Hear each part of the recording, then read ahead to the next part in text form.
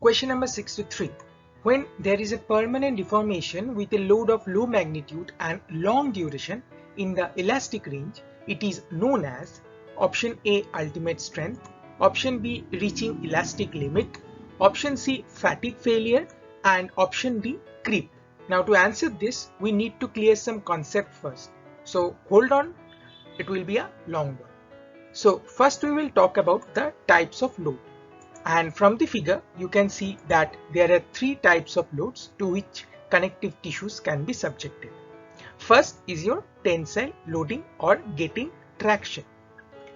Second is the compressive force or getting the pressure. And third is your shear loading or two opposing forces working at two different points on the same connective tissue. Now the second concept, which is a more important one, is the load deformation curve. Now from the figure you can see that there are 3 points, point A, point B and point C. Now if the load is applied in the toe region, that is up to point A, when we remove the load, the connective tissue will get into normal shape without any time. Now from A to B, that is in the elastic region, reformation will happen but will take some time.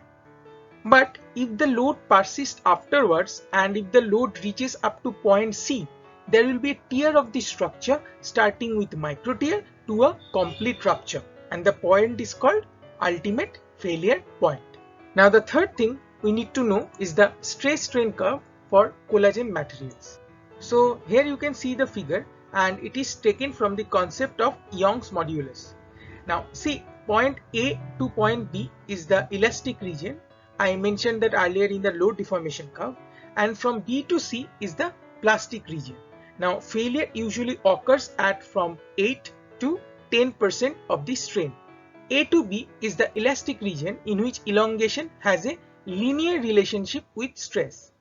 From B to C, the failure of collagen fibers and the ligament or tendon is no longer capable of returning to its original length after the force is removed. That is, microfailure occurs. Examples include grade 1 and grade 2 ligament sprains and tendon strains. Now another important thing we need to clear here is creep. Now what is creep? For creep, if a low load force is applied to a tissue for a longer period of time, there will be deformation. And if the load is not removed, the elongation will increase gradually, and when reaching the failure point, there will be a permanent deformity.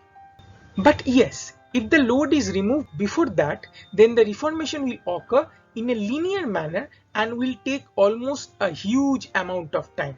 And the force here for the creep, remember, it is a low magnitude force and it is applied for a longer period of time. Now to sum up the things, we lastly need to know what is the concept of overuse.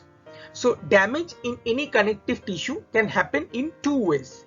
First is sudden application of large loads, and second is the repeated or sustained application of low loads. Now we are more concerned about the second one.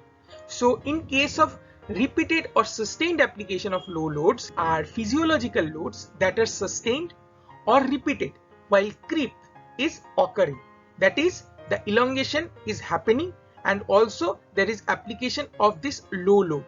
So the deformation is already ongoing.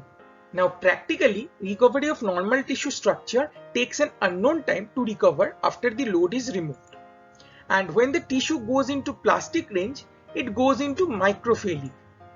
Cartilage subjected to constant compressive loading will creep, becomes thinner and may deform permanently.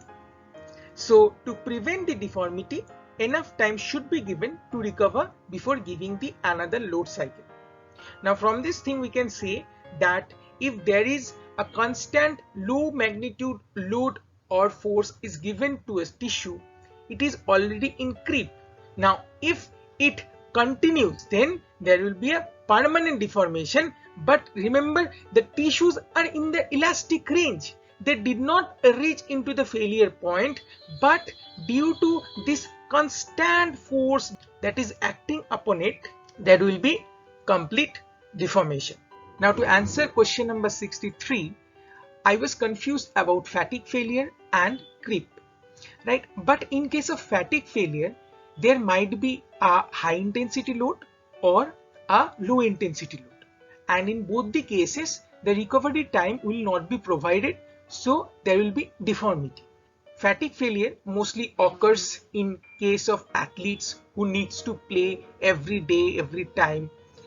It happens with violinist, pianist who has to use their hands to play violin or piano for a longer period of time, and they have to do it repeatedly.